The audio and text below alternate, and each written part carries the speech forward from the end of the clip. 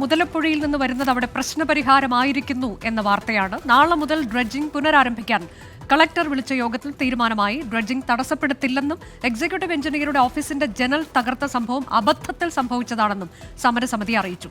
ചന്ദ്രഗിരി ഡ്രഡ്ജറിന്റെ സാങ്കേതിക പ്രശ്നം പരിഹരിക്കാനും തീരുമാനമായിട്ടുണ്ട്. ചില പ്രതികരണങ്ങളുണ്ട്, അതിലേക്ക്. ചർച്ചയിലെ തീരുമാനം വളരെ പോസിറ്റീവായിരുന്നു. നമ്മുടെ ആവശ്യങ്ങൾ തന്നെ അദ്ദേഹം കളക്ടറും അതേപോലെ തന്നെ എക്സിക്യൂട്ടീവ് എഞ്ചിനീയറും അംഗീകരിച്ചു. ഏതാണ്ട് 2 ദിവസത്തിന് മുമ്പുണ്ടായ പ്രശ്നങ്ങൾ അത് യാദൃച്ഛികമായി സംഭവിച്ചു പോയതാണ്. അതിന് നമ്മൾ രണ്ടുപേരും സൗഹാർദ്ദത്തോടു കൂടി തന്നെ അത് അങ്ങോട്ടും ഇങ്ങോട്ടും ക്ഷമ പറഞ്ഞുകൊണ്ട് നമ്മൾ ഒരു സൗഹാർദ്ദപരമായ കാര്യത്തിലോട്ട് പോയിട്ടുണ്ട്. നമുക്ക് ഏതാണ്ട് 30-ാം തീയതിക്കകത്ത് നിങ്ങൾക്ക് കടൽ മത്സ്യബന്ധനത്തിന് പോകാനുള്ള എല്ലാ സൗകര്യവും ഒരുക്കുമെന്ന് പറഞ്ഞതിൻ്റെ വെളിച്ചത്തിൽ ചർച്ച വളരെ പോസിറ്റീവായിട്ട് അവസാനിക്കുകയായിരുന്നു. അശ്വിൻ പാലാഴി വിശദാംശങ്ങളുമായി. അശ്വിൻ, ഏതായാലും കാര്യങ്ങളെല്ലാം ഒരർത്ഥത്തിൽ പരിഹാരമാകുന്നു എന്ന് പറയാം. ഡ്രഡ്ജിംഗ് തടസ്സമില്ലാതെ നടക്കും. വളരെ പെട്ടെന്ന് തന്നെ അത് പൂർത്തിയാക്കേണ്ടതുണ്ട് എന്നുള്ളത് തന്നെയാണ് കാലവർഷത്തിന്റെ വരവ് അടുത്തിരിക്കുന്ന സാഹചര്യത്തിൽ. ഏതായാലും പ്രശ്നങ്ങളില്ലാതെ ഇതൊക്കെ പരിഹരിക്കപ്പെടുമെന്ന പ്രതീക്ഷ തന്നെയല്ലേ ഇപ്പോഴുള്ളത്?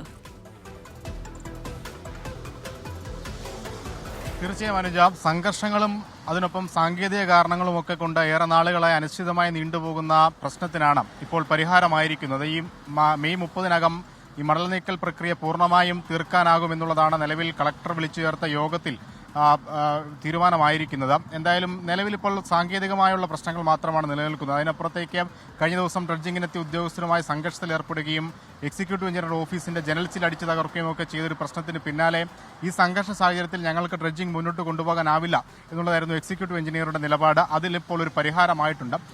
ഉദ്യോഗസ്ഥർക്ക് പൂർണ്ണമായും മുതലപ്പുഴയിലെത്തി അവരുടെ സഹകരണത്തോടു കൂടി തന്നെ ഈ ഡ്രഡ്ജിംഗ് ജോലികൾ പുനരാരംഭിക്കാമെന്നുള്ളൊരു ഉറപ്പ് അത് സമരസമിതി നൽകിയിട്ടുണ്ട്. തങ്ങളുടെ ഭാഗത്തുനിന്ന് ഒരു പ്രശ്നവും ഉണ്ടാവില്ല എന്നുള്ളതാണ് കളക്ടറുടെ മുന്നിൽ വെച്ച് ഇപ്പോൾ സമരസമിതി നൽകിയിരിക്കുന്ന ഉറപ്പ്. അതുകൊണ്ട് നാളെ ഇത് പുനരാരംഭിക്കും. നാളെ രാവിലെ 10 മണിയോടുകൂടിയാണ് ആരംഭിക്കുക. അപ്പോഴും നിലനിൽക്കുന്ന സാങ്കേതിക പ്രശ്നമുണ്ട്. നിലവിൽ ചന്ദ്രഗിരി ഡ്രഡ്ജർ 4 മണിക്കൂർ മാത്രമാണ് പ്രവർത്തിപ്പിക്കാനാവുക. അതിനുശേഷം ഒരു ഇടവേള ആവശ്യമാണ്. ആ 4 മണിക്കൂറിന് ശേഷം മണൽ അതിലൂടെ കടന്നു പോകാത്തൊരു സാഹചര്യമുണ്ട്. വെള്ളം മാത്രമാണ് പോവുക. അതുകൊണ്ട് 4 മണിക്കൂറിന് ശേഷം നിശ്ചിത ഇടവേളകളിൽ മാത്രമേ ഈ ചന്ദ്രഗിരി ഡ്രഡ്ജർ ഉപയോഗിക്കാനാവൂ എന്നുള്ള ഒരു കാര്യം ഇപ്പോൾ അറിയിച്ചിട്ടുണ്ട്. അതിനോടും സമരസമിതി അനുകൂല നിലപാടാണ് സ്വീകരിച്ചിരിക്കുന്നത്. അപ്പോൾ അത് ചന്ദ്രഗിരി അല്ലാതെ നിലവിലുള്ള മറ്റൊരു ഡ്രഡ്ജറുണ്ട്. അതിൻ്റെ ലൈസൻസ് കാലാവധി പൂർത്തിയായിട്ടുണ്ട്.